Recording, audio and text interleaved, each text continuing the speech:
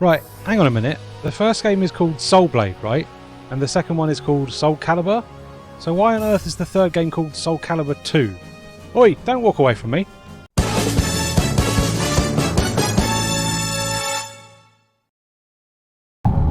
Namco.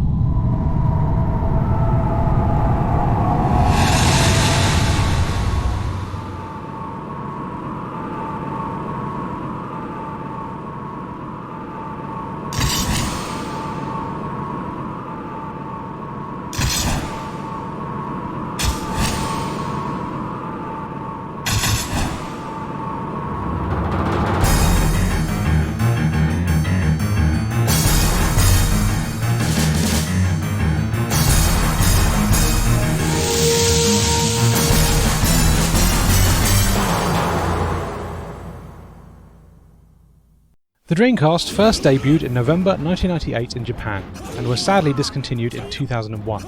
Despite its very short shelf life, the system has become synonymous with a library of games that favour quality over quantity, and games like SoulCalibur are Dreamcast high points that really help prove that.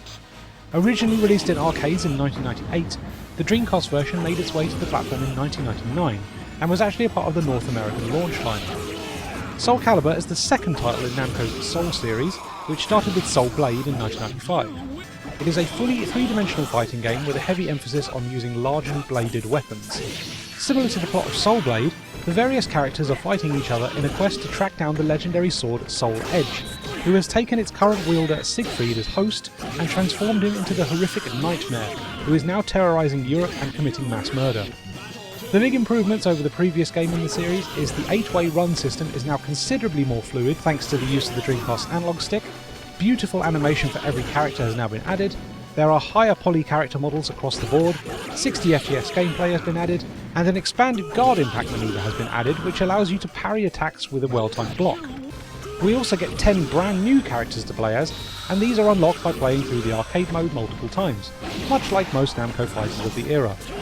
The increased frame rate and improvements to character animation make SoulCalibur an absolute dream to play, even to this day.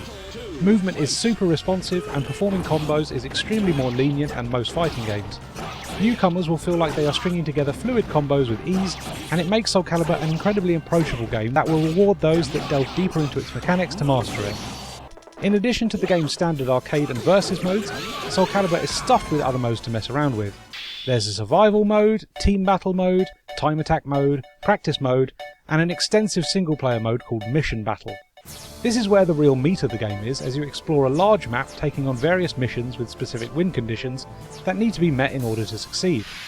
Successfully complete these missions and you earn in-game points that can be spent on unlockable artwork that also yields extra modes, stages and more. The only downgrade from Soul Blade is that the Mission Battle mode doesn't allow you to unlock an additional armoury of weapons for each character.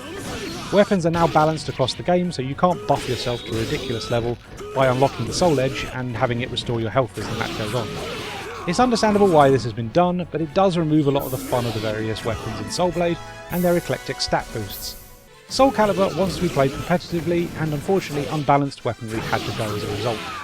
But regardless, SoulCalibur is a huge step up from the previous game, and one of the Dreamcast's best exclusives. It has been argued multiple times now that the Dreamcast port trounces its arcade original, and it's easy to see why with the amount of extra content they've crammed into it.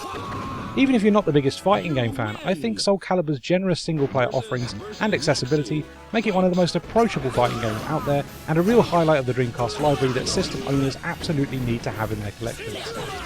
Soul Edge は誰にも渡さん。いいのかい? Battle 1 Fight!